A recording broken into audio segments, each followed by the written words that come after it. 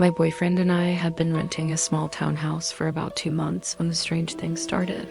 It wasn't a dream home by any means, but the rent was cheap and it gave us the space we needed while saving up for something better. We lived on a quiet cul-de-sac with only 6 houses, most of them occupied by older couples. The only odd one out was the property directly across from us. It had been empty since before we moved in. From the outside, it looked fine, shutters closed, lawn overgrown but not wild. It gave the impression that maybe the owners were away for a long holiday. At first, we didn't pay it much attention. But then, on our second week there, I noticed a light on in the upstairs window. The next night, it was dark again. A few days later, the curtains were open when we were certain they had been shut. We joked that maybe the place was haunted until one night we realized someone was inside. It was a Thursday evening. My boyfriend and I were watching TV when Bella, our cat, suddenly bolted from the living room and hissed at the front door. Curious, I peeked through the peephole. Across the street, in the upstairs window of the empty house, was a figure, a man. He was standing completely still, facing our home. I couldn't see his face in the darkness, but I could feel him watching. The hair on my arm stood up, and I quickly stepped back. My boyfriend joined me, and by then the figure was gone. We tried to rationalize it, maybe a squatter.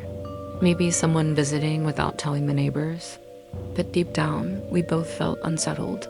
Over the next week, things escalated. Sometimes at night, we would hear noises in our garden footsteps crunching on gravel, the sound of our gate squeaking open. One morning, I found cigarette butts scattered near our back fence. Neither of us smoked.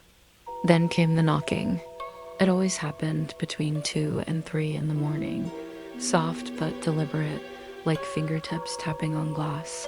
The first time, it was the living room window. The next night, the kitchen door.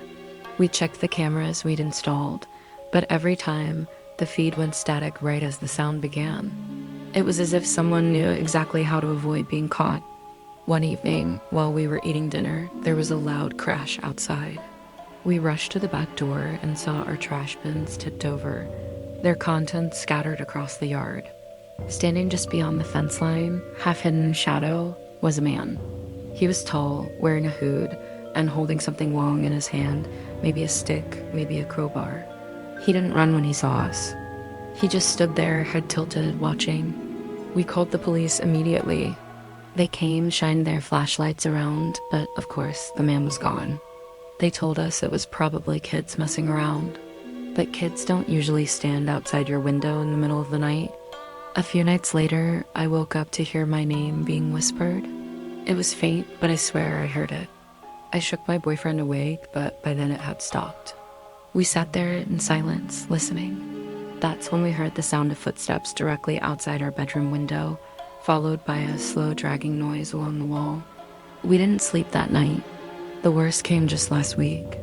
Around 3 a.m., Bella started growling near the front door. We checked the live camera feed, and there he was. The man from across the street. He was standing in the middle of our front garden, wearing a black mask and gloves, holding what looked like a crowbar. He wasn't moving, just staring straight at the camera. Then, after what felt like forever, he slowly raised his free hand and waved at us. We froze.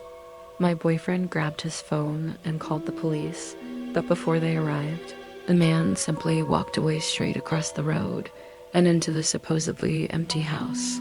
When the officers finally showed up, they searched the place, but told us no one was inside. They didn't find any signs of forced entry. They didn't believe us, despite the footage. Now, every night, we keep the lights on and the door is double locked, but it doesn't matter. Because sometimes, if you're awake in the small hours of the morning, you can still see him, standing in the upstairs window of that abandoned house, watching, waiting.